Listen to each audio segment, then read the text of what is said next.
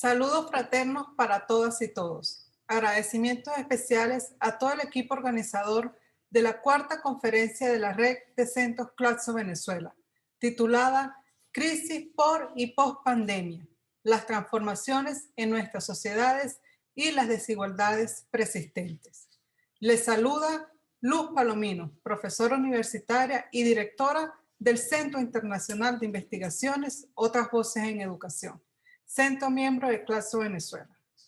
En esta oportunidad presentaremos una mesa denominada Elementos emergentes de la agenda educativa alternativa, que está constituida por 6 ponencias, donde reflejamos algunas de nuestras líneas de investigación que venimos realizando actualmente. La ponencia número 1 se titula El papel del Centro Internacional de Investigaciones, Otras Voces en Educación, en la articulación de las resistencias pedagógicas internacionales. La ponencia número 2, Expresiones de las luchas legítimas en tiempos de pandemia COVID-19. Ponencia número 3, Comunidad investigadora, comunidad transformadora. Ponencia número 4, El pensamiento crítico instrumentalizado. Ponencia número 5, Otras voces en educación en pandemia, de resguardo de la salud y la preservación de espacios públicos de debate. Y ponencia número 6, Violencia del Estado desde una perspectiva feminista. Todas realizadas por investigadores e investigadoras del Centro Internacional de Investigaciones Otras Voces en Educación. Sin más preámbulos, damos inicio a nuestra primera intervención en el evento de Claxo Venezuela, agradeciendo nuevamente la participación de este evento. El papel de Otras Voces en Educación en la articulación de las resistencias pedagógicas internacionales.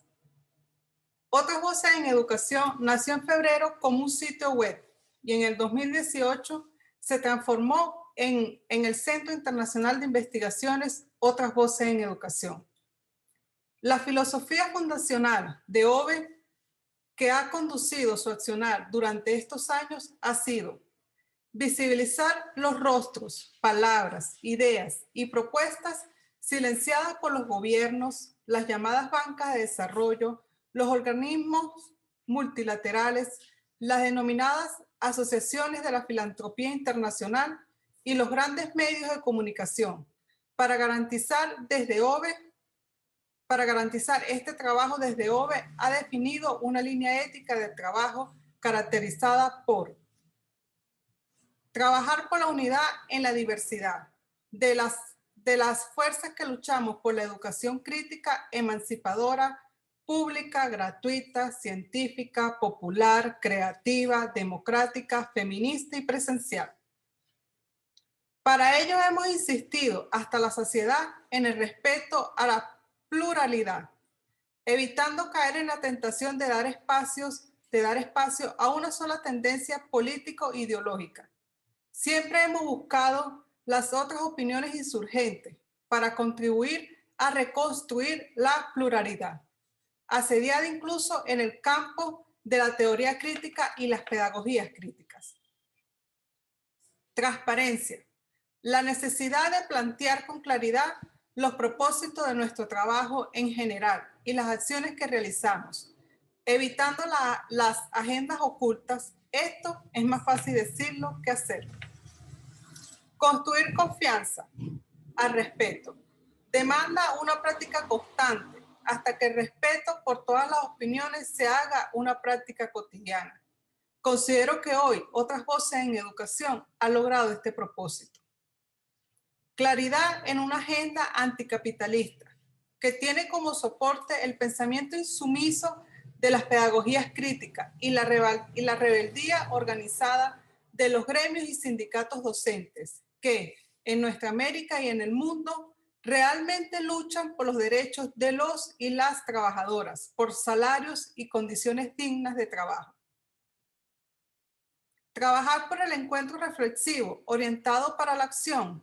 Por ello contribuimos al lanzamiento en marzo de 2020 del Grupo de Contacto Internacional como un espacio de diálogo horizontal internacional, desde el cual se organizó los días 25, 26 y 27 de septiembre el primer Congreso Mundial de Educación, en defensa de la educación pública y contra el neoliberalismo educativo. Espacio que ahora impulsa la Marcha Global por el Derecho a la Educación, la segunda semana de junio del año 2021. Claro está, si hemos vuelto a la presencialidad. Desde octubre del 2020 venimos organizando un espacio virtual de diálogo y encuentro entre distintas expresiones de movimiento social que luchan en los territorios de América. Veamos algunos elementos asociados que hemos venido haciendo. Los debates. Durante la pandemia, desde el canal del YouTube, Otras Voces en Educación, hemos realizado desde junio de este año un centenar de foros, debates y entrevistas internacionales que dan cuenta del estado de arte de las discusiones educativas. ¿Qué se plantea el movimiento pedagógico internacional? Fundamentalmente oponerse al modelo de neoprivatización educativa que está ocurriendo en materia educativa en el marco de la pandemia del COVID-19. Este nuevo modelo de privatización se expresa en trasladar a las familias, los y las estudiantes, las y los docentes, lo que son responsabilidades de los estados nacionales, de garantizar las condiciones mínimas para llevar adelante el derecho a la educación. Han sido las familias, las y los docentes, las y los estudiantes quienes han tenido que comprar o repotenciar sus computadoras, pagar el acceso a Internet y planes de datos, mientras los estados nacionales se han desentendido de ello. Pero además, el 99% de los contenidos digitales están hoy en día en manos de las grandes corporaciones, lo que implica un riesgo para la soberanía educativa de los pueblos. En estos debates han participado grandes referentes internacionales como lo son Boaventura de Sousa, Noam Chomsky, Katherine Ward, Yuyo Torres Santomé, entre otros actores y actores. Los debates han sido espacios y ventanas para multiplicar el intercambio de ideas entre académicos, sindicatos y movimientos sociales. Más de 1 millón de participantes hemos tenido en nuestros debates durante esta temporada. La formación académica. Durante este periodo realizamos una alianza estratégica con la Universidad de Panamá para los certificados en los debates. Más de 1,000 personas en América Latina y el Caribe obtendrán a finales de este año las certificaciones por su participación en nuestro programa de formación.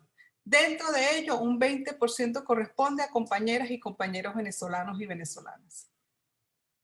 Alianzas estratégicas. Somos un centro recientemente incorporado a Claxo durante el año 2020. No obstante, hemos impulsado una estrecha relación de cooperación con Claxo Central. Durante este año hemos promovido alianzas con la Cooperativa de Educadores y Educadoras, Investigadores y Investigadoras Populares Históricas de Argentina, con el Movimiento por la Autonomía Educativa Emancipadora y Comunitaria MAEC de México, con el Vicerrectorado de la Extensión de la Universidad de Panamá, con el Consejo Latinoamericano de Educaciones Populares, CEAL, del cual formaremos parte dentro de muy poco, con la Red Mesoamericana de Educación Popular, Alforja, donde están participando 3 de nuestras compañeras en la Escuela Continental de esta organización, con redes feministas de todo el mundo, con los equipos que analizan el impacto de la deuda externa en nuestras economías, con más de 80 centros de investigación de Latinoamérica y, en fin, Otras Voces se ha convertido en un importante espacio de articulación. El Centro Internacional de Investigaciones, Otras Voces en Educación, cuenta con una página web, que es una escuela-taller de comunicación educativa. OVE es un esfuerzo voluntario, no gubernamental, independiente de todo partido político y religión, que se basa en aprender haciendo. En este sentido, pondremos en marcha el próximo año un programa de formación desde la acción en comunicación alternativa, que comprenderá la formación de editores y generadores de contenido. La labor editorial. Durante estos últimos 4 años hemos publicado más de 59.000 informaciones, entre artículos, noticias, entrevistas, libros de acceso gratuito, entre otras informaciones, con un total de visitas de más de 30 millones de visitas de 32 países a nivel mundial que nos visitan diariamente. Nos queda como tarea pendiente el lanzamiento de nuestra revista arbitrada, lo cual esperamos poder hacerlo en el primer trimestre del año 2021. Finalmente, unos breves comentarios sobre la situación educativa en Venezuela. El Centro Internacional de Investigaciones, Otras Voces en Educación, y nuestro portal Otras Voces en Educación no ha permanecido insensible a la dramática situación educativa en Venezuela, que viene ocurriendo en los últimos años. Denunciamos el criminal bloqueo norteamericano a nuestro país como un factor que incide de manera dramática en la calidad de vida de la población. Pero también queremos llamar la atención sobre las erráticas políticas educativas de los últimos años que han llevado el salario docente por debajo de los $20 mensuales y en algunos casos a $4 o $5 mensuales, dependiendo de la dedicación y clasificación del personal docente. En estas condiciones, ser docente se ha convertido no en un trabajo, sino en un acto de entrega. Lamentablemente, cuando se va al mercado y las tiendas, no se pueden pagar con cuotas de sacrificio. Por lo cual, los y las docentes hemos pasado a una situación de pobreza extrema. Es urgente que se tomen medidas para elevar los salarios de las y los docentes a un mínimo de $700 mensuales, que aún es muy por debajo de lo que ganan los docentes en el resto de la región. Ello es posible lograrlo si el gobierno nacional se propone cobrar impuestos a las grandes fortunas del país, independientemente si son verdes, blancas, amarillas, naranjas o rojas.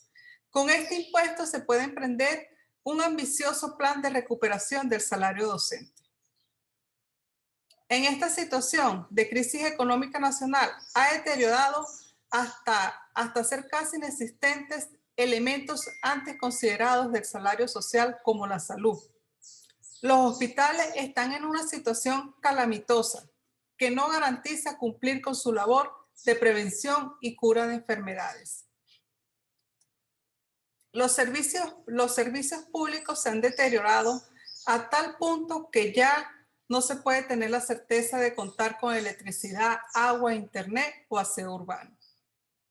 En este contexto, se ha pretendido presentar la situación educativa en la pandemia con el necesario confinamiento y el pase abrupto a la virtualidad como un éxito.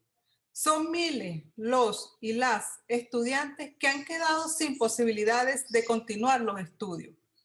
Y esto debe ser el centro de nuestra preocupación. Chávez decía que nuestra preocupación mayor debe ser los que quedan fuera de la cobertura. Por ello, demanda comenzar a hablar con claridad y transparencia. El magisterio nada tiene que buscar en una derecha rancia y neoliberal, pero tampoco con algunos altos funcionarios públicos en educación que se han convertido en aprendices erráticos de la agenda neoliberal. La revolución bolivariana tiene que recuperar su energía vital, situada en los pobres o corre el riesgo de morir. En Otras Voces en Educación somos chavistas, pero no consecuentes con las políticas equivocadas.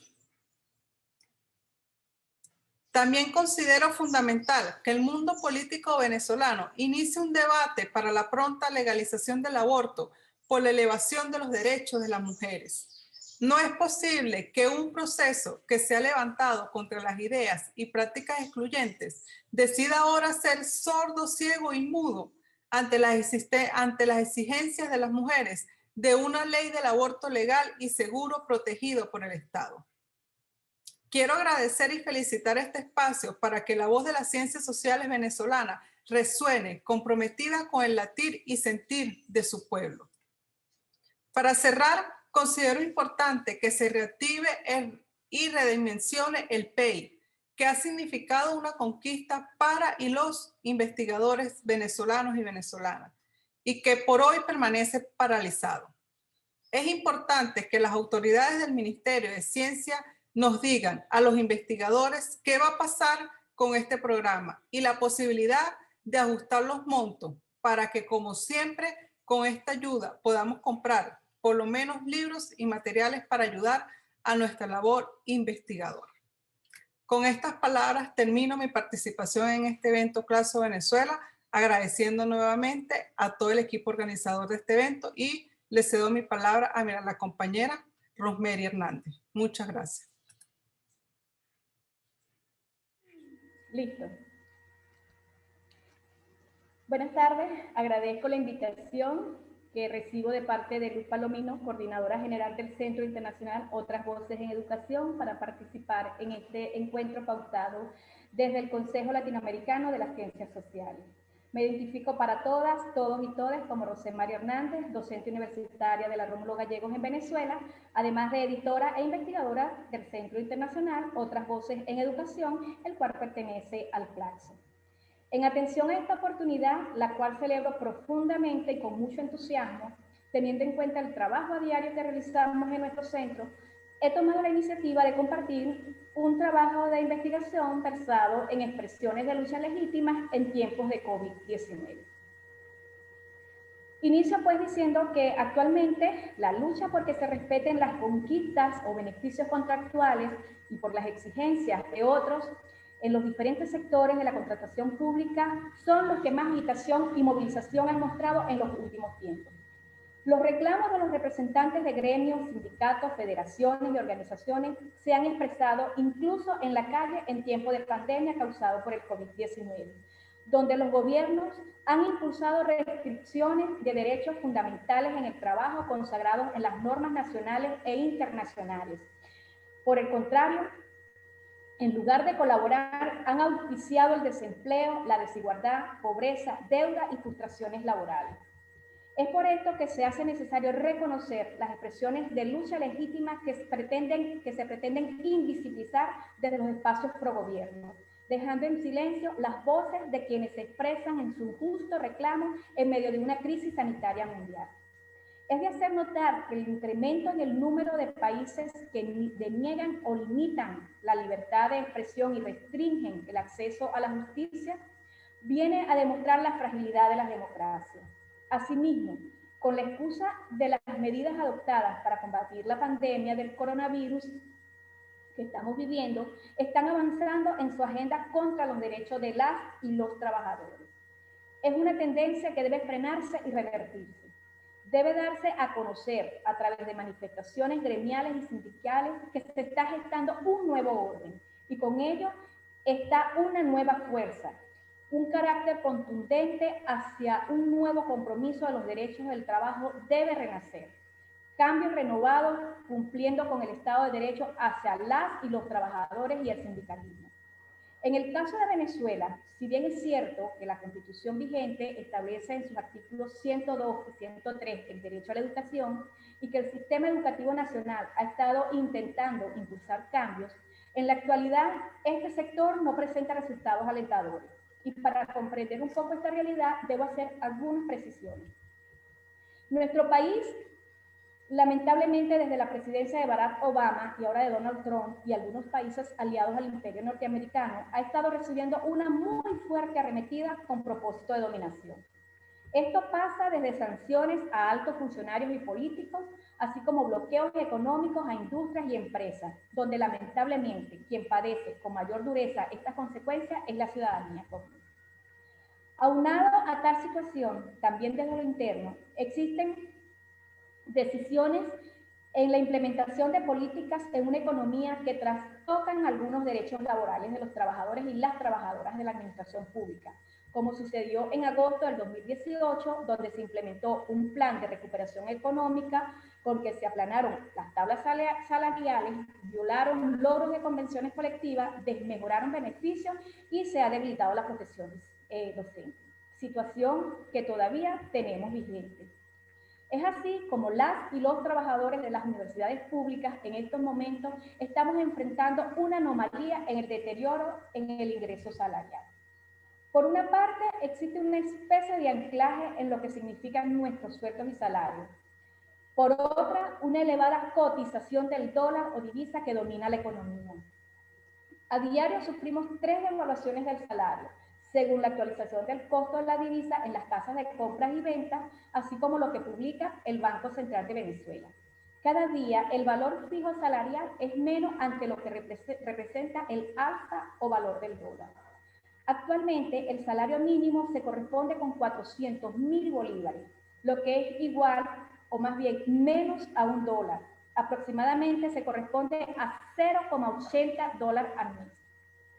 Una docente o un docente titular universitario o universitaria con estudios doctorales, publicaciones de libros y participación destacada en la academia no supera un sueldo de $8 al mes, ante una canasta básica alimentaria que según Sendas en octubre de 2020 superaba los $300 en el mes de septiembre. Toda esta triste realidad se refleja, entre otras cosas, en migraciones.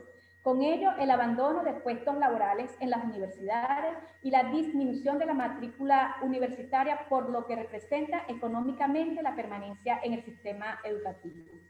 Las universidades donde se forman los educadores prácticamente están solas. El mayor número de estudiantes se ubica en las carreras donde posteriormente pueden ejercer libremente su profesión, como la medicina, odontología, el derecho, la ingeniería. Quien no ha migrado y continúa laborando en las universidades ha debido asumir varios empleos en la economía informal para poder resolver muy medianamente los gastos familiares, donde la prioridad es la alimentación, quedando sin posibilidad de cubrir otros tipos de derechos como el estudio, calzado, medicina, vivienda, servicios públicos. La falta de mayor inversión en el sistema universitario o en el sector universitario ha generado un marcado deterioro y obsolescencia de las instalaciones, disminución de la ciencia y de la tecnología. El confinamiento que se cumple a causa de la pandemia causada por el COVID-19 ha hecho mucho más vulnerable el resguardo y la seguridad de las casas de estudio, siendo el desmantelamiento otro agravante más para el derecho a la educación pública. No se puede permitir. Condenamos los actos vandálicos causados muchas veces por grupos de derecha o grupos extremistas quienes se apropian de los bienes de las instituciones, hacen destrozos incluso de las bibliotecas y conllevan a que se abandonen espacios comunes que son patrimonio de la humanidad. Aunque nuestra Constitución establece el no pago de la matrícula de la educación pública hasta el nivel de pregrado, las y los estudiantes deben hacer, entre otras cosas, una inversión enorme para alimentar el intelecto. Aunque sea un bien intangible, necesita pues del compromiso de la lectura a través de libros con elevados costos u otras solicitudes que se enmarcan en lo necesario para la formación. Alimentarse, vestirse, calzarse. Para todo esto se requiere una inversión económica personal y o familiar que en estos momentos es muy difícil de cubrir ante la anomalía económica que nosotros vivimos en Venezuela. Hay una profunda dificultad para que las y los jóvenes puedan cursar estudios fuera de sus ciudades natales, al no poder pagar el costo de una residencia y la manutención, puesto que como vivimos en un país prácticamente dolarizado, pues lamentablemente no hay una correspondencia entre el costo de los bienes y el salario que se percibe. Hay un nivel de angustia y de ansiedad social ante la manera del cómo se debe enfrentar cada día, cómo cubrir las necesidades de cada familia y de cada hogar. En cuanto al tema de la profesionalización, se hace muy difícil que un docente pueda continuar con estudios de cuarto y quinto nivel, porque estos, aunque se ofertan y desarrollan dentro de instalaciones universitarias públicas, tienen un costo que varía según la unidad de crédito de las unidades curriculares y la unidad tributaria en el país. Bajo este escenario desesperante para el trabajador y la trabajadora universitaria, el movimiento sindical gremial, quien ha sido el que históricamente ha salido en defensa de los derechos laborales, se presenta atomizado, inmovilizado, silenciado por una gestión centralista aburguesada que dejó de lado las luchas laborales, los beneficios colectivos por beneficios grupales, y que inequívocamente no es la posición que observamos a diario en otros espacios y sindicatos, agrupaciones de luchas universitarias, de educadores de otros países en el mundo, como resulta en Panamá, Argentina, México, Ecuador, Brasil, Colombia, por nombrar algunos, donde se está luchando por mejores salariales, respeto al presupuesto universitario, restitución de los derechos laborales, conquista de nuevos beneficios y, por supuesto, la conciencia firme de la clase trabajadora. Como si estos datos no son suficientemente chocantes, e incluso con la excusa de las medidas adoptadas para combatir la pandemia por el coronavirus, muchos gobiernos están avanzando en su agenda contra los derechos de las y los trabajadores. Es una tendencia en la región que debe frenarse, debe revertirse. Para salir un poco del apagón en que nos encontramos en el caso de nuestro país, las luchas en el tiempo de COVID-19 para exigirle al Ejecutivo Nacional a que abra los espacios de diálogo con el magisterio de base y con voces, y se siente a dialogar con voces críticas de la misma manera como se ha sentado con sector privado para fijar costos de productos de consumo con un salario mínimo que no supera $0,80 al mes, y para el caso de los trabajadores, pues $8 en el mejor de las intenciones, según el nivel académico, escalafón que se ocupe en el sector universitario, y una canasta básica que supera los $300, pues estas luchas se hacen totalmente legítimas. Porque lamentablemente con lo que se percibe a diario es imposible cubrir o cumplir con cualquier tipo de derecho, incluyendo el derecho a la vida y el derecho a la educación. Consideramos desde nuestros espacios que cualquier conversación sana, de buena voluntad, pasa por derogar, en primer lugar, la resolución 2792, emanada en octubre del 2018 por el Ministerio del Proceso Social del Trabajo, con la que se congelaron las convenciones colectivas de todo el sector laboral en el país, luego de la reconversión monetaria y puesta en marcha de un plan de recuperación económica que no ha tenido mejores resultados, así como la necesidad de ajustar los salarios en un corto tiempo con mira a cumplir lo dispuesto en el artículo 91 de la Constitución, alcanzar salarios acordes a los niveles inflacionarios y con ello un mejor vivir. Las expresiones de lucha se convierten entonces en legítimas y necesarias. Deben estar presentes en todos los países hermanos como una manera de abanderar nuestras posiciones y nuestras exigencias ante los gobiernos que nos presiden. Las exigencias de los movimientos y las organizaciones sociales deben alzar su voz a fin de que se resuelvan las carencias en pro de un buen vivir. De esta manera, cierro mi participación desde el Centro Internacional Otras Voces en Educación, donde una de las líneas de investigación, una de las líneas de estudio se centra justamente en el derecho a la educación, donde lamentablemente para nuestro país y algunos otros países hermanos, pues por lo general las voces de reclamos resultan un poco silenciadas. Muchas gracias por la oportunidad que se me brinda y nos vemos en una siguiente oportunidad. Hola, muchísimas gracias. Bien agradecida del Centro Internacional de Investigaciones, Otras Voces en Educación, que me ha brindado esta excelente oportunidad de participar en este encuentro de Claxo Venezuela. Soy Lourdes Velázquez de Urbáez, investigadora del Centro Internacional de Investigaciones Otras Voces en Educación, coordinadora regional del Centro Internacional Miranda. En esta oportunidad conversaré con ustedes sobre un tema que me atrae bastante, que se llama Comunidad Investigadora, Comunidad transformadora. Revisando por allí encontré que el sentido etimológico de la palabra investigar proviene de dos raíces latinas. In, que significa dentro, en, y vestigium, que significa huella, vestigio, rastro.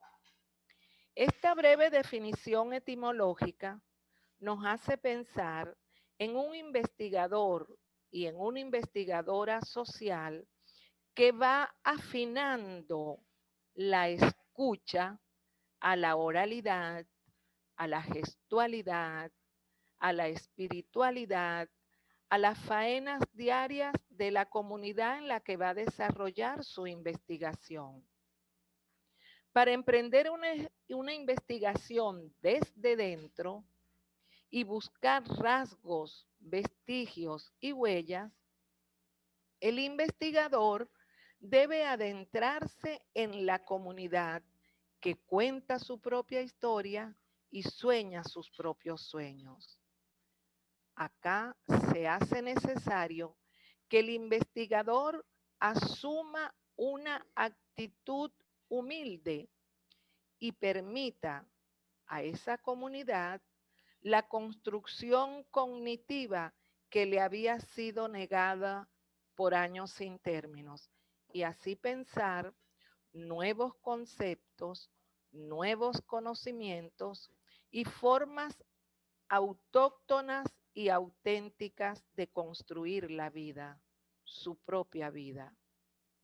En las comunidades, allí donde vivimos, allí donde construimos nuestra cotidianidad, hay una riqueza de saberes, pero tradicionalmente se han ignorado, considerando válidos solamente los conocimientos de la academia. A simple vista, parecería que en el ámbito de la investigación social se está reconociendo muy tímidamente la función investigadora de las comunidades.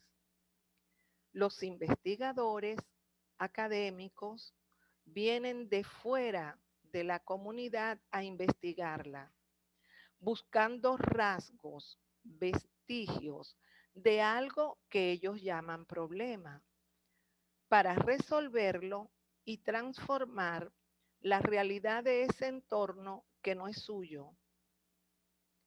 La investigación social llega entonces a las comunidades a detectar un problema que ya saben cuál es, formulándose unas preguntas que también conocen porque ellos las elaboraron y utilizando unas metodologías que también conocen porque las estudiaron y las han aplicado en diferentes circunstancias con éxito de acuerdo a sus propósitos académicos.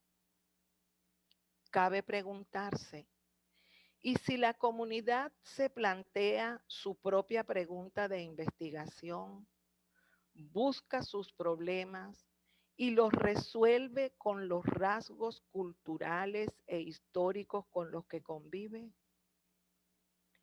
Linda Tuji Wayne Smith, en la introducción del libro A descolonizar las metodologías, expresa: compartir saberes es también un compromiso de largo plazo. Para los investigadores es mucho más fácil entregar informes y para las organizaciones lo es más aún distribuir folletos que comprometerse en un proceso continuo para compartir saberes. Fin de la cita. La autora plantea una metodología que comienza con el reconocimiento a la comunidad como protagonista, que define sus preguntas y sus problemas hasta la coautoría del informe final, su publicación y mucho más allá. el desarrollo, ejecución y contraloría de los proyectos que la comunidad se propuso.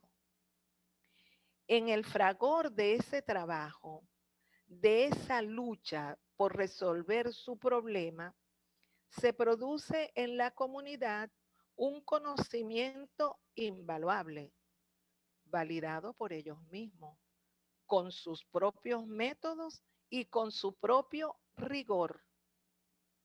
De esto se trata, de permitir a la comunidad una investigación desde dentro, con sus metodologías que descubrieron y construyeron desde dentro, que permitan cambiar o reforzar el entorno de acuerdo a lo que esa comunidad decida. En este sentido, sería interesante evaluar el impacto organizativo, social y productivo de los proyectos que le llevamos a las comunidades con una visión diferente, queriendo cambiar todo para que al fin nada cambie. Se requiere entonces una nueva mirada, un nuevo ser investigador y un nuevo ser comunidad. Aquí sí es muy importante que el investigador se acerque a la comunidad o al movimiento social o al grupo con el que él va a trabajar y hacerse uno más entre ellos. Investigar con ellos, no para ellos, con ellos y convertirse con ellos en un nosotros. Solo desde dentro podemos conocer los anhelos de la comunidad que seguramente serán diferentes a los nuestros, claro, mientras seamos los otros y no nosotros. Muchas veces un diálogo provocador con la comunidad o con el movimiento social tiene un valor incalculable, pues le permite a ese grupo reconocerse investigador, le permite a esa comunidad reconocerse investigadora y al investigador reconocerse como uno más del grupo de esa comunidad con la que está trabajando. En ese trabajo comunitario, en ese trabajo cotidiano, se van descubriendo nudos opresores, pero también se van descubriendo oportunidades liberadoras. Y todo eso da pie a una lucha libertaria en la que van juntos a construir esas nuevas posibilidades, esas transformaciones que emergen de sus propios saberes. Se están construyendo en la búsqueda de solución a su problemática que recién descubren. En este momento, ya la comunidad no es solo investigadora, también es transformadora. Al investigar su problema e intentar resolverlo, está transformando su comunidad.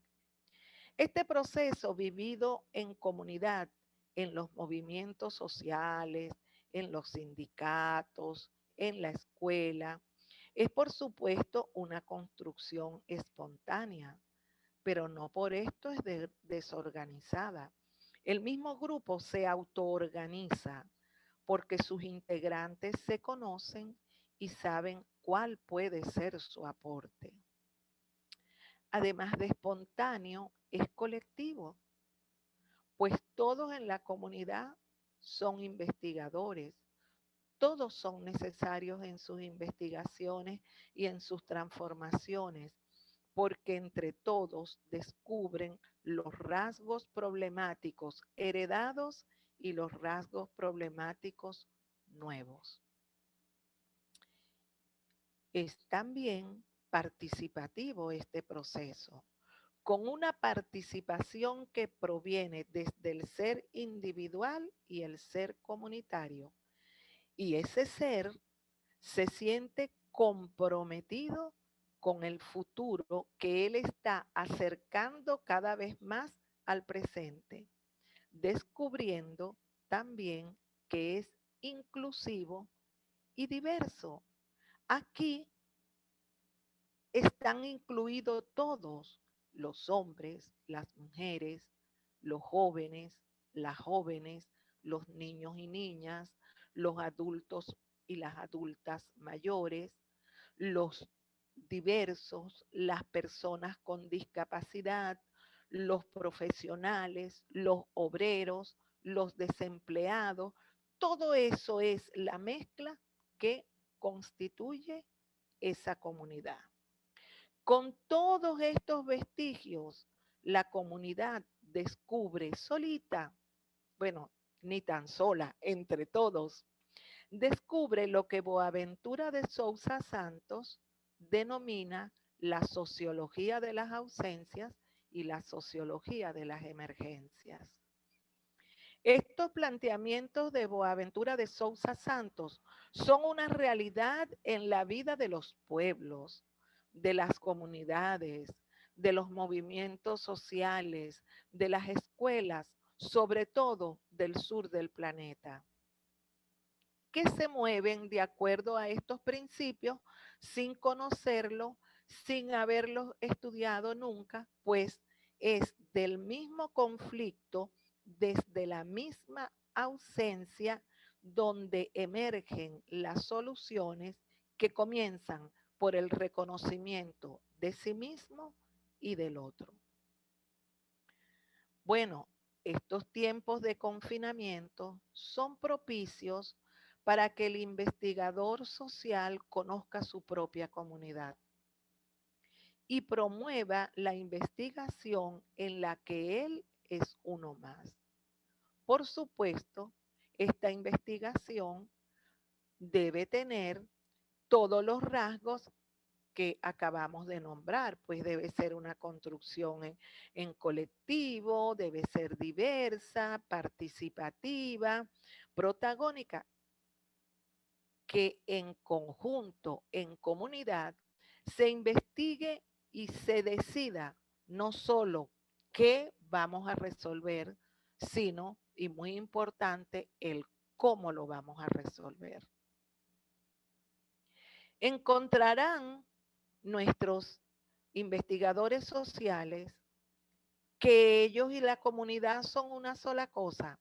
Miren, hay comunidades, sobre todo en las grandes ciudades, que son comunidades dormitorio, porque por razones laborales en muchos urbanismos, pues tienen que salir a otro territorio a ejercer su trabajo. Se llevan a los hijos porque no los pueden dejar solos en su casa y se van desde muy temprano en la mañana y llegan en la noche solo a dormir. Pues esto hay que investigarlo, hay que investigar cómo es esa comunidad, cómo vive esa comunidad, cómo viven nuestros vecinos, cómo resuelven sus problemas, cómo resolverlos todos juntos y cómo transformarla, cómo transformar esa comunidad, transformarla, traspasar el techo, traspasar el límite y formar con lo que tenemos lo que queremos. Encontrarán en conjunto algunas huellas de saberes ancestrales ligadas a su historia, tradiciones culturales ya olvidadas por la imposición de costumbres foráneas y por la misma dinámica de la vida social contemporánea. Nosotros estamos viviendo en Venezuela una crisis con el gas doméstico, por poner un ejemplo.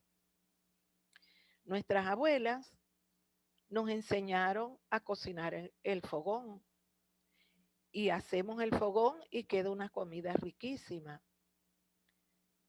Pero, ¿qué pasa con las familias que viven en edificios? ¿Cómo, cómo hacen un fogón en ese apartamento? Eso es motivo también de que esa comunidad que hace su vida, que desarrolla su cotidianidad allí, investigue la forma de solucionar ese problema a través posiblemente de proyectos que las instituciones del Estado deberían financiar y ayudarlos en su ejecución. Entonces, un investigador social en solitario hoy por hoy no puede realizar su investigación social. Debe involucrarse, debe estudiar todo lo que allí ocurre. Y así, investigador y comunidad, conformados en uno solo, en esa comunidad investigadora y comunidad transformadora, emprenderán un trabajo investigativo que puede ser cultural, de saneamiento, de ornato, de producción, y entenderán el significado de colaborar. Laborar es trabajar, pero con el prefijo co, es juntos, en comunidad, compartir el trabajo, el valor de trabajar con otro, el, el valor de construir con el otro, no solo elementos materiales que se necesitan tanto en nuestras comunidades, sino construir un pensamiento nuevo, un pensamiento propio, unos saberes nuevos. Y allí también viene el prefijo co. No es mi razón la que va a prevalecer para la construcción de esos pensamientos y saberes.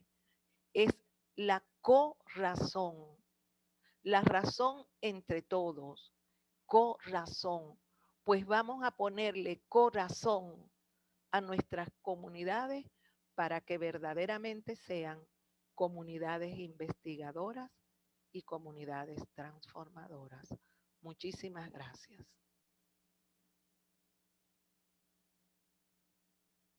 Hola, les saludo con mucha alegría a todos. Mi nombre es Luis Miguel Alvarado Dorri. Soy miembro investigador y editor del Centro Internacional Otras Voces en Educación. El título de mi ponencia se denomina El pensamiento crítico instrumentalizado.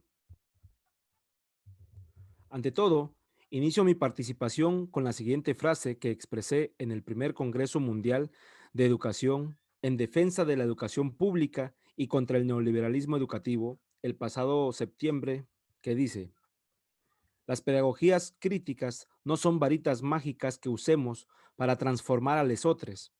Por el contrario, esta transformación conlleva un proceso vivencial permanente de desconstrucción dialéctica, dialógica y dolorosa, en y desde nosotros mismos. Las pequeñas historias develan grandes narrativas.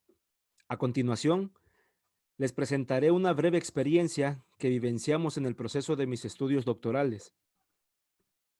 Al ingresar a estudiar el doctorado en Pedagogía Crítica y Educación Popular, lo hice con la mayor soberbia posible, divulgándolo por todos los medios, redes sociales. Posterior a ello, me tomaba fotos con mis docentes de talla internacional, con el fin de que las personas amigas en las redes sociales me vieran con qué personalidades me codeaba.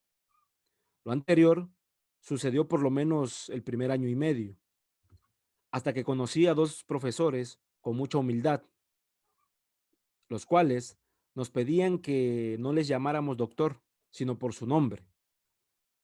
En esos momentos no entendía el por qué, hasta que le pregunté a uno de ellos y me contestó que al decirle su nombre, anteponemos y construimos ciudadanía, mientras que si mencionamos el prefijo doctor, estamos construyendo titulometría, y eso pone obstáculos en el diálogo entre personas. En el verano del segundo año, conocí a uno de mis grandes maestros, que, dejando a un lado el aspecto intelectual, abstracto de las pedagogías críticas y con base a las experiencias de la vida cotidiana, trabajamos entonces las formas de opresión en la relación con los animales. En este marco, empezó a preguntar sobre el lugar donde tenemos a nuestros animales, la forma de darles la comida. Puso de ejemplo de cómo nos relacionamos con el perro o el gato en la casa, si es que lo teníamos, y si esta relación expresaba una relación de opresión o no. Ante todo, empecé a pensar sobre que a mis perritas les doy de comer todas las noches. Las tengo viviendo en el patio. A veces las regaño porque me brincan encima, o bien porque éstas ladran mucho. Las acaricio tras la puerta de malla. No pasa nada, pensé. Es normal. Sin embargo, cuando menciona otro ejemplo sobre si teníamos un estanque pequeño por ego personal, cuando menciona, perdón, con unas tortuguitas dando vueltas en ese reducido lugar y que se dan de topes con la pared de cristal, mi maestro mencionó que allí se expresa una lógica de opresión. De pronto no resistí más y me solté a llorar. El profesor me preguntó que por qué lloraba. Le respondí que con su comentario me había hecho recordar que todos los días mi niño de 3 años me decía y preguntaba sobre eso, pero no lo había entendido, pensé que era necedad de él. Todos los días mi niño me preguntaba del por qué tenía la tortuga encerrada, si la tortuga no era feliz allí. También me preguntaba, papá, ¿por qué tenemos a las perritas encerradas en el patio si son parte de nuestra familia? En esa ruptura paradigmática que tuve, sentí vergüenza, ya que eso mismo le estaba enseñando a mi hijo. Por ello, cualquier proceso de desconstrucción es dolorosa, pero muy necesaria. En este sentido, no quiero decir con esto que llegó el profesor con su varita mágica llamada pedagogía o teoría crítica y me transformó, sino que en ese proceso doloroso me sirvió para comprender que las relaciones de opresión y dominación las tenemos cada día de nuestra vida, las normalizamos y las enseñamos a nuestros hijos. En este contexto, el proceso de desconstrucción, a mi perspectiva, debiera ser permanente y constante.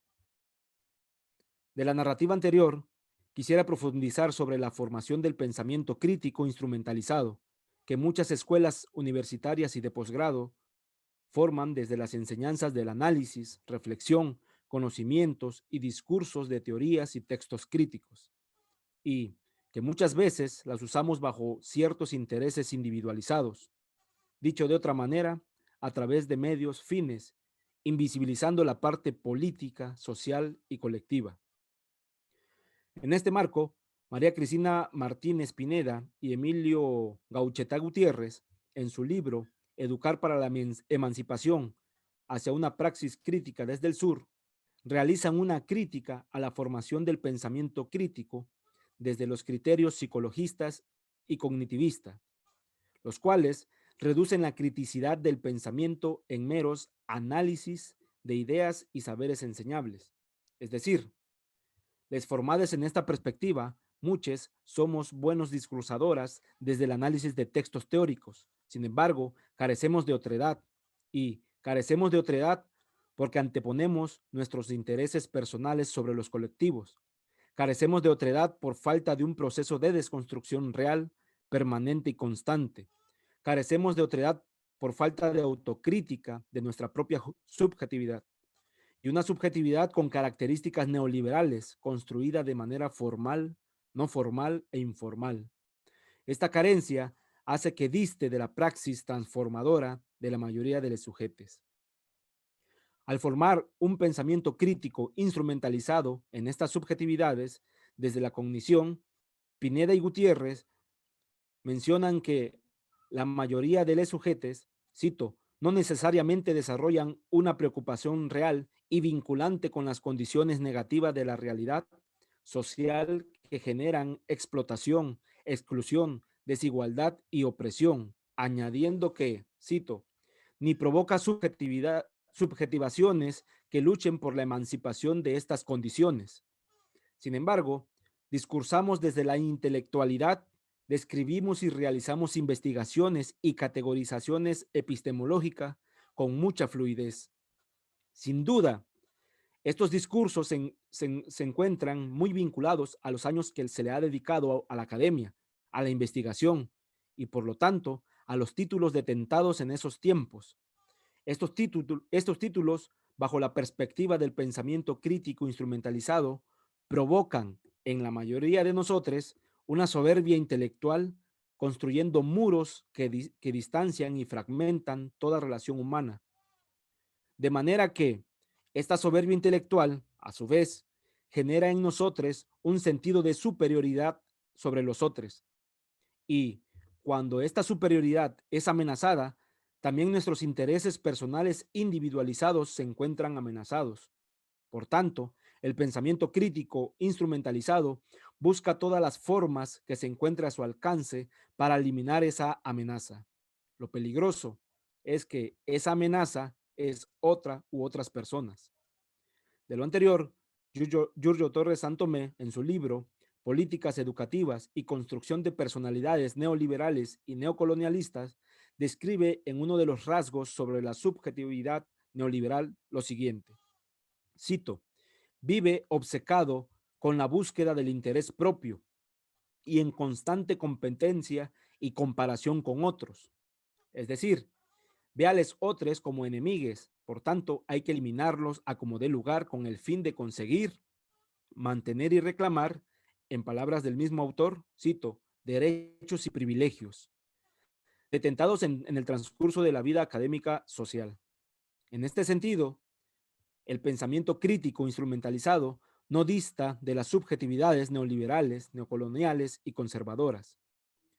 Del mismo modo, esta competencia, comparación y enemistad con los otros provoca, a su vez, lógicas de opresión que son gestadas al interior de las subjetividades con pensamiento crítico, el cual se instrumentaliza. Y se instrumentaliza porque el pensamiento crítico es usado como un medio para conseguir ciertos fines e intereses particulares e individualizados. En este marco, cito, adopta una perspectiva utilitaria, según Martínez y Gauchetá, que, por lo general, violentan de distintas formas a las que consideran amenazas. Esta violencia es generada por la, cito, incapacidad de ponerse en la piel del otro, según Torres Santomé, y por la vulnerabilidad en la que sentimos que nuestros privilegios son amenazados. Por ello, buscamos formas de brillar apagando las demás luces, en especial aquellas que son más intensas que las nuestras. En estos actos coercitivos es donde nuestros discursos pierden coherencia y todo el palabrerío crítico queda como las legislaciones educativas, según Torres Santomé, palabras vacías, ambiguas, pero sin valor y poder real para incidir y transformar las realidades de injusticias. Es decir, quedan en lo abstracto y no le damos contexto en nuestra vida cotidiana. Estas palabras huecas, producidas por el discurso a través del pensamiento crítico instrumentalizado, carecen de vivencias y dinamismo, es decir, de praxis. Estas palabras son simplemente, según Freire, categorías inertes que distan de lo que hago, porque solo las digo y no las vivencio. Y no las vivencio porque mis intereses son distintos a mis palabras.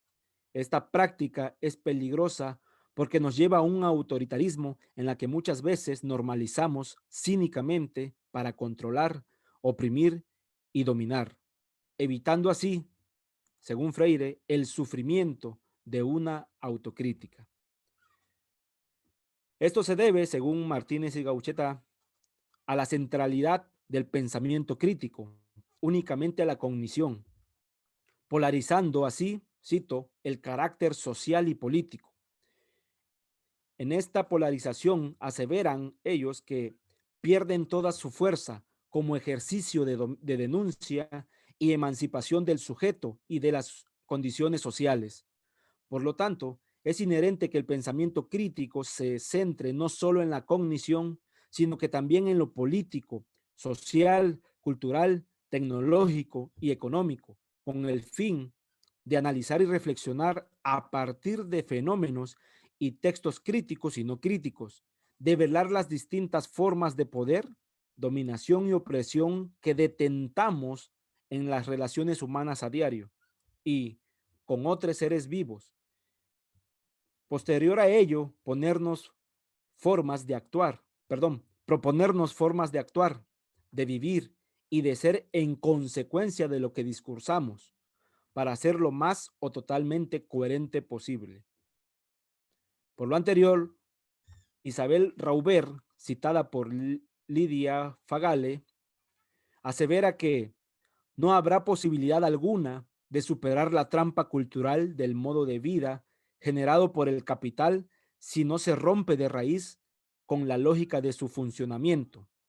En este marco, para empezar en el proceso de rompimiento de raíz del pensamiento crítico instrumentalizado y por ende de las subjetividades neoliberales, neocoloniales y conservadoras que detentamos a diario la mayoría, mencionaré algunas consideraciones finales. Tengo que mencionar que soy un sujeto formado desde las perspectivas neoliberales, neocoloniales y conservadoras. Por tanto, debo de realizar una autocrítica permanente y constante con el hito de identificar y nombrarme cada una de estas características que ejerzo en mi vida cotidiana. Pues si no las menciono, no existen o bien las polarizo. Un acto similar de cómo la pandemia desnudó al sistema neoliberal, asimismo desnudarnos a nosotros mismos, aunque esto sea doloroso. Ya que las identifiqué y me las nombré, las investigo a profundidad, no solo para tomar distancia a estas o para criticarlas, sino que también para empezar a actuar o a vivenciar de manera contraria, para que estas no sean palabras huecas, sino una verdadera praxis liberadora. Que nuestros estudios academicistas los vivenciemos y nos ayuden a transformarnos a nosotros, para posterior apoyar con la mayor humildad posible a otros en hacerlo. Estos estudios sean para adquirir un compromiso con la sociedad en aras de la transformación de sus condiciones y no una rivalidad. Por último, construir vínculos o alianzas con otros con el fin no de competir, sino de compartir experiencias, conocimientos, responsabilidades, entre otras, con el mayor, en palabras de Giorgio Torres, respeto por el otro y no desprecio o humillación, y en donde el diálogo sea parte fundamental de las relaciones con estas. Muchas gracias.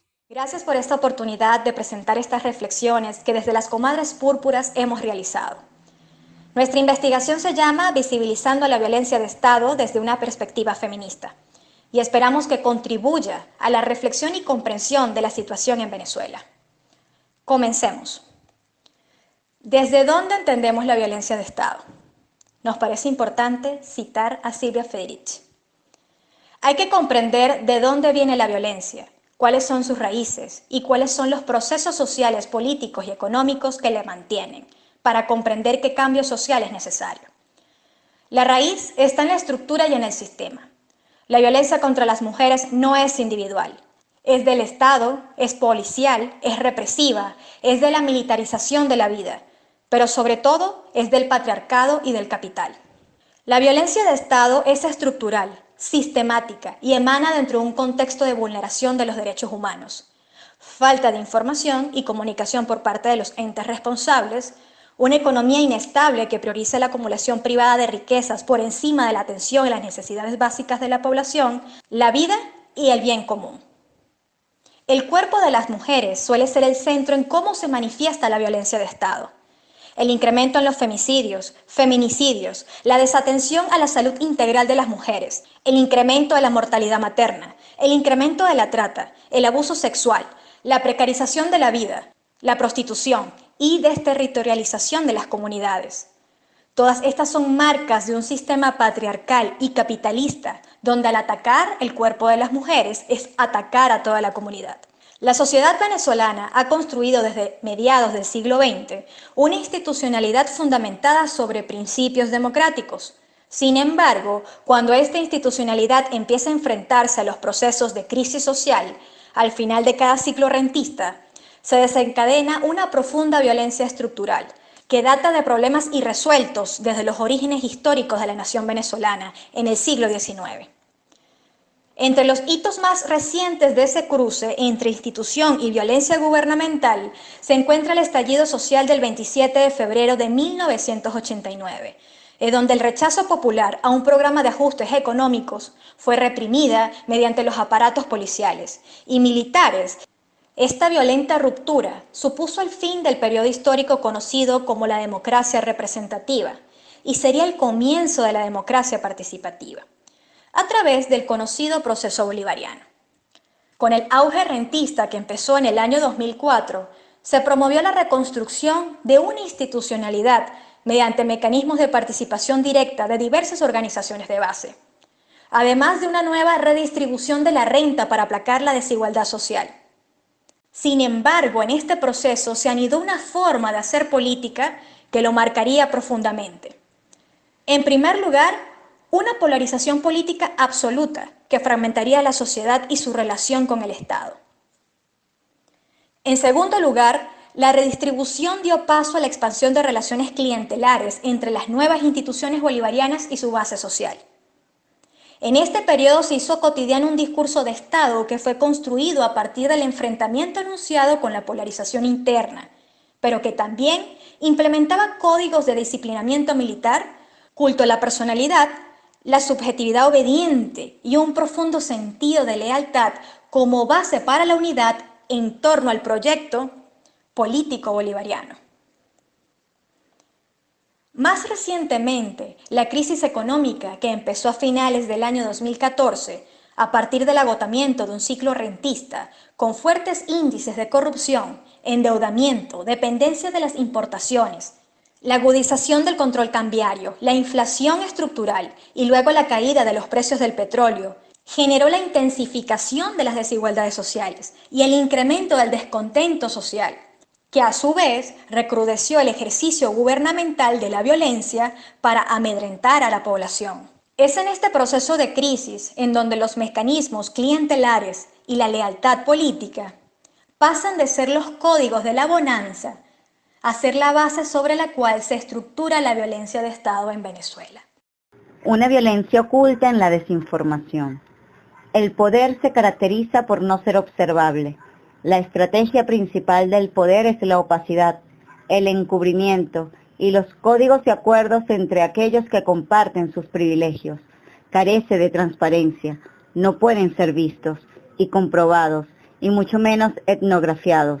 La forma en que el poder pacta, decide y es inaccesible por los ajenos a su estrecho círculo. Rita Segato. El feminismo nos permite interpelar los espacios íntimos, públicos y privados como una forma de desnudar las relaciones de poder que circulan en cada esfera de la vida. En Latinoamérica se ha podido visibilizar la corrupción, el tráfico de influencias e injusticias sujetas a jerarquías, disciplinamiento y formas de coacción mediante la autoridad que se ejerce a partir de las lealtades político-partidistas. Mientras los movimientos populares que resisten y disienten a las políticas conservadoras y restrictivas de los gobiernos, estos han tenido que enfrentarse a un poder estatal cada vez más especializado en la persecución selectiva, el silenciamiento y censura de las voces disidentes, además de formas de mediación clientelares que le permiten mantener una relación de autoridad-subordinación sobre la sociedad. En Venezuela, a medida que la desigualdad social vuelva a expandirse a partir de la crisis, la desinformación gubernamental fue la principal herramienta para evadir la responsabilidad del Estado al respecto. Desde el año 2016 no se publican cifras en materia de femicidio, así como la mayoría de indicadores sociales y económicos. A su vez, el Ministerio del Poder Popular para la Mujer e Igualdad de Género que es el órgano rector en materia de derechos de las mujeres, no ha hecho exigencias públicas formales a las instituciones correspondientes para acelerar los casos que ameritan una pronta justicia, como tampoco ha hecho pronunciamientos frente al vacío comunicacional en lo que corresponde a estos casos, manteniendo a la población en total desamparo informativo, como si fuese un secreto de Estado, cercenando el derecho a la comunidad del ejercicio de la Contraloría Social y del derecho pleno a la información. Diversas organizaciones sociales y no gubernamentales han generado registros en torno a los casos de femicidios a partir de la información recogida en medios de comunicación digital, confluyendo en un incremento general de los casos, pero también de una abrumadora impunidad relacionada a la corrupción del sistema de justicia. El rastreo de la violencia que sufren las mujeres se ha convertido también en una lucha contra la desinformación gubernamental, en la cual se esconde la violencia institucional y la responsabilidad del Estado sobre esta situación. Como comentamos anteriormente, la desigualdad social se ha convertido en secreto de Estado. La precarización y la vida de las mujeres. La encuesta en COVID 2019 reflejó que alrededor del 60% de las jefaturas de los hogares venezolanos son asumidas por mujeres. Según el informe de Caritas 2019, los factores que demuestran la feminización de la pobreza son: las mujeres tienen menos ingresos económicos, persisten las diferencias de género que suponen un freno para estudiar y ejercer determinadas carreras o asumir determinados puestos de trabajo. Las mujeres siguen ocupándose de los cuidados que, a pesar de que en su mayoría no son pagos, requieren una inversión de tiempo y esfuerzo, más lo que requiere el trabajo remunerado. A esto se le suma el colapso de los servicios básicos y el desmoronamiento de los poderes públicos. Tendremos que las políticas del Ejecutivo han traído consigo un empobrecimiento sistemático del trabajo y de las jubilaciones, afectando de manera más drástica a los sectores asumidos por mujeres, como salud y educación. Se ha incrementado la tasa de pobreza menstrual como consecuencia de la falta de agua y el déficit adquisitivo. La deserción escolar generalizada, los despidos injustificados y reenganches no ejecutados, las detenciones arbitrarias e ilegales, encarcelamientos ilegales de luchadoras y luchadores sociales y frecuentes ejecuciones extrajudiciales. Mientras no se garanticen los derechos económicos y laborales de las mujeres, seguirán siendo forzadas a relaciones de dependencia, exponiéndose a mecanismos violentos de subordinación y a todas las formas de violencia. A su vez, las sanciones y el bloqueo internacional por parte de los Estados Unidos y la Unión Europea han agravado la situación de miseria del pueblo venezolano, lo cual solo ha beneficiado a los mecanismos de control social gubernamental, que incrementan su eficacia en la medida que la sociedad está más precarizada. La precarización es el resultado de la lógica de acumulación del capital.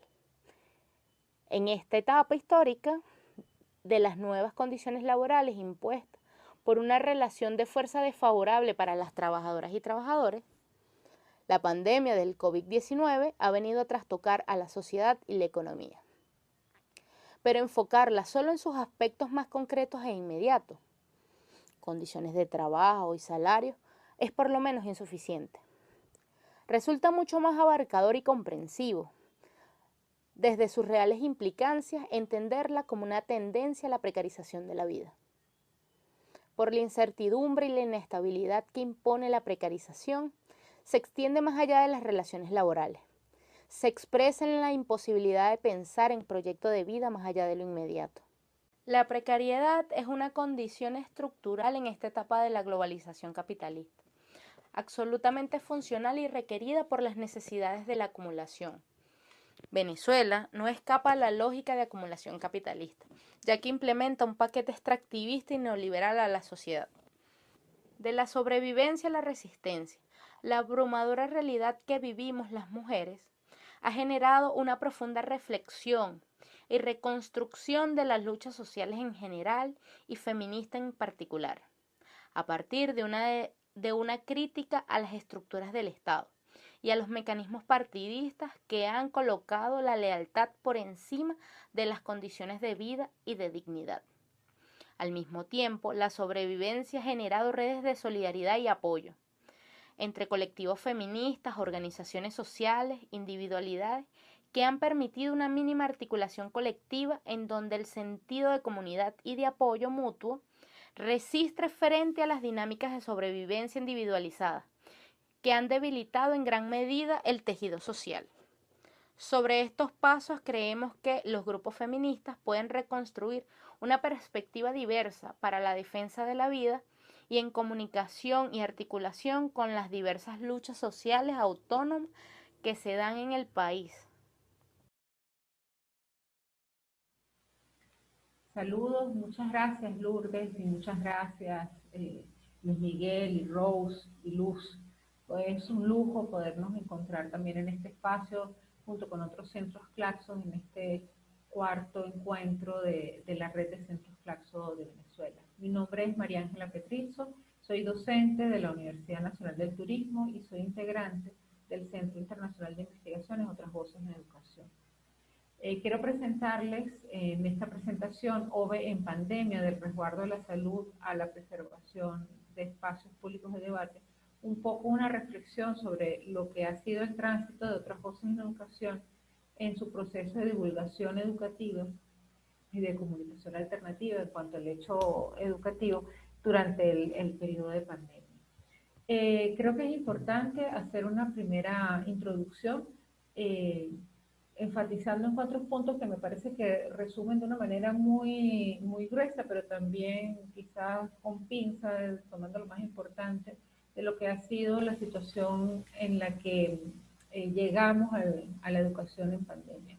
De alguna forma los sistemas sanitarios están, podemos decir, preparados ante una situación, digamos, sobrevenida de una situación de dificultades en términos de salud, de un desastre natural, etc. Pero cierto es que la educación y prácticamente todos los sectores económicos, no solamente en nuestro país, sino a nivel mundial, no estaban preparados para atender un proceso de confinamiento derivado de una situación pandémica de estas dimensiones.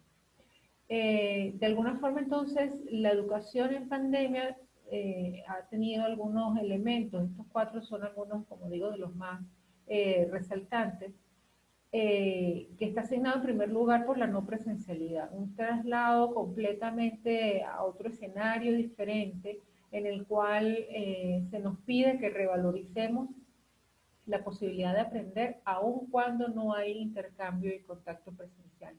Esto ha sido uno de los elementos que más ha marcado nuestra aproximación al hecho educativo en pandemia, porque todavía reivindicamos de manera privilegiada la presencialidad como prácticamente como el único vehículo de intercambio de saberes, ¿no? Quiero decir, no desde el Centro de Investigación Otras Voces en Educación, sino en términos generales, como sociedad lo reivindicamos de esa manera, ¿no? Sin embargo, el estar atendiendo los procesos educativos en un momento de pandemia, sin actividades presenciales, pues nos encuentra con serias e importantes limitaciones de conexión, porque si no nos podemos ver, pues de alguna manera las tecnologías de información y comunicación surgen como mediadoras del proceso de aprendizaje. Sin embargo, no todos tenemos las mismas posibilidades de acceso, en este caso, al servicio de Internet y de conectividad, ¿no? Eso evidentemente genera un problema muy serio en cuanto a las desigualdades de acceso, no a los servicios, sino a la educación. Si tenemos desigualdades de acceso a la educación, entonces se profundiza la ausencia, digamos, del cumplimiento de la educación como un derecho, que en el caso de nuestro país es algo, digamos, que está garantizado por la Constitución. Y finalmente, la educación en periodo de pandemia, pues, se presenta como un proceso de mucha incertidumbre. Otras Voces en Educación es un portal que muestra noticias e información que están vinculadas al hecho educativo de una forma amplia, ¿no? Es decir, se asume el hecho educativo, el quehacer educativo con una visión, una perspectiva que lo muestra atravesado por distintos elementos. El elemento de la salud, evidentemente la seguridad, temas de acceso, temas de desigualdades económicas, todos se transversalizan en el espacio de la educación y de alguna forma esa es la perspectiva que se presenta en otras voces en educación.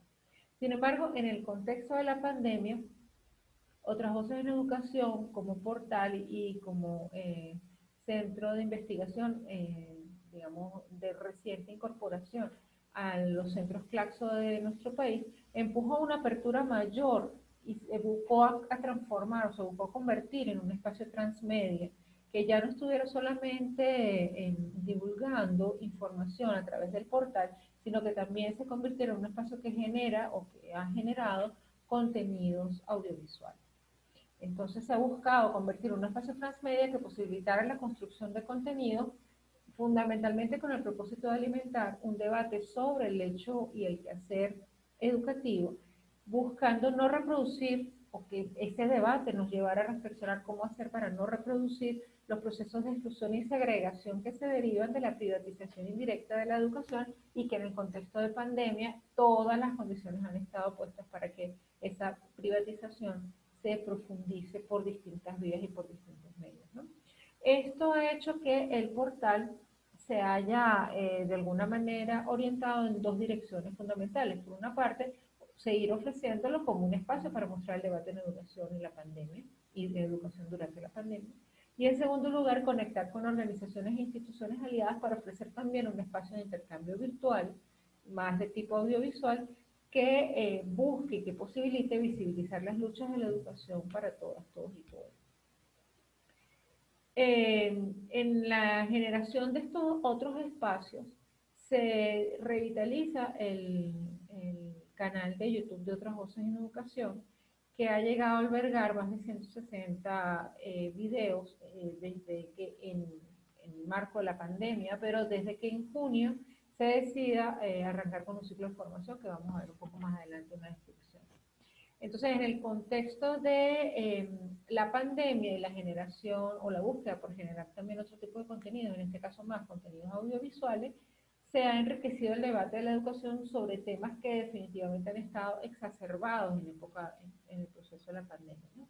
Veamos algunos números y algunos datos importantes con respecto a lo que ha sido este proceso de, digamos, una proyección transmedia del portal, ¿no? El canal de YouTube de Otras Voces en Educación ha experimentado evidentemente un crecimiento sostenido desde el inicio de este ciclo de conferencias del programa de formación permanente en línea que se realizó en conjunto con otras instituciones aliadas de la región. En este momento se cuenta con 12.800 suscriptores en el canal de YouTube y el portal tiene más de 30 millones de visitas acumuladas desde su inicio en el año 2016. Entre los temas abordados, pues ahí tenemos apenas un bloque que lo resume también de una forma gruesa, ¿no? Pero se presenta educación, lucha educativa, pedagogía crítica, pandemia de educación, feminismo, movimientos sociales, movimientos alternativos, neoliberalismo educativo, apagón pedagógico, conflictos educativos, luchas magisteriales, etc. Y entre los invitados que más destacan durante este ciclo de formación, bueno, está Piedad Córdoba, Catherine Walsh, Boaventura Sosa Santos, Noam Chomsky, distintos invitados que presentaron sus distintas perspectivas y propuestas sobre lo que debiera ser el debate que nos debe ocupar no solamente en pandemia, pero que en pandemia se hace de alguna forma mucho más urgente sobre el hecho educativo. El principal propósito de estos espacios, ya para terminar, ha sido abrir el debate, como ya resaltado, y visibilizar las luchas emergentes desde el ámbito educativo. Y por eso se ha, de alguna forma, construido una dinámica, una parrilla dinámica, que ha incluido temas álgidos, pero que también ha incluido distintas modalidades de trabajo, desde la entrevista, desde la presentación, digamos, de un invitado principal, un conversatorio, las mesas de debate, incluso los días dedicados a las luchas sindicales, por ejemplo, ¿no? Y estos temas que se ha buscado en el espacio del canal de YouTube de Otras Voces en Educación, se ha buscado evidenciarlo de manera explícita, porque aunque son temas importantes, pues lamentablemente, al no ser unos temas vinculados directamente con el ámbito sanitario, que ha de alguna forma colapsado todo el volumen de la información que hemos recibido durante la pandemia en torno precisamente a la prevención de su difusión, o sea, de su dispersión. Son temas que han quedado de alguna forma ocultos y no han sido suficientemente atendidos por los estados, incluso generando la percepción de que el Estado está desatendiendo sus obligaciones como garante de los procesos educativos, ¿no? Y cuya atención, evidentemente, por parte del Estado a estos temas que se están planteando como debate, puede suponer un impacto significativo y positivo en los pueblos, digamos, de nuestra región. Y finalmente, bueno, decir que se ha buscado en la conformación de estos espacios, estas mesas, estas reuniones, que haya no solamente la composición de un equipo lo más respetuoso de la equidad de género, sino también que se permita visibilizar distintas posturas y distintas visiones sobre los temas planteados, precisamente para favorecer el debate. De alguna forma esto, en mi opinión, ha permitido fortalecer el espacio de Otras Voces en Educación como un lugar en el que se pueden hacer visibles y difundir y sensibilizar sobre las resistencias educativas. No quiero despedirme sin antes invitarles a que visiten el portal otrasvoceseneducacion.org y nuestro canal en YouTube, y bueno, y puedan hacer uso de toda la información que deseen allí, no solamente para, digamos, para conocer la información, sino quienes son docentes también utilizarlo como un espacio más de generación de una pedagogía crítica, que es finalmente una de las cosas que más puede salvarnos en este momento. Muchísimas gracias. Quedo a la espera de las preguntas que puedan plantear para poderlas responder y atender suficientemente. Muchas gracias. Gracias a todos y a todas los que compartieron con nosotros y nosotras este espacio. Desde el Centro Internacional de Investigaciones, Otras Voces en Educación, valoramos muchísimo estos espacios de encuentro, de reflexión, de propuestas, que entre todas y todos podemos construir un mundo mucho más justo, más solidario y más igualitario. No nos queremos despedir de este espacio sin antes no mencionar al educador popular Carlos Lanz, quien se encuentra desaparecido desde el 8 de agosto del año 2020. A él le realizamos un video donde mostramos un poco quién es Carlos Lanz y qué significa Carlos Lanz para la lucha y el movimiento social de este país. A continuación, el video.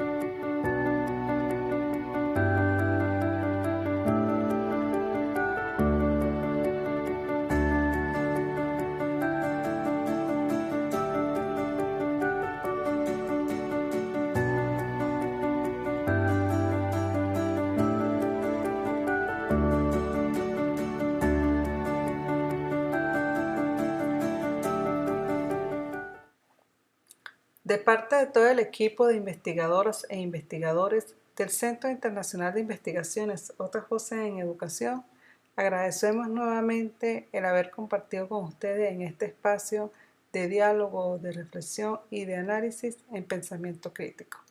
Estamos a la disposición por si se generó alguna duda, inquietud o alguna pregunta que podamos contestarlas desde el equipo de este centro de investigaciones. Muchas gracias.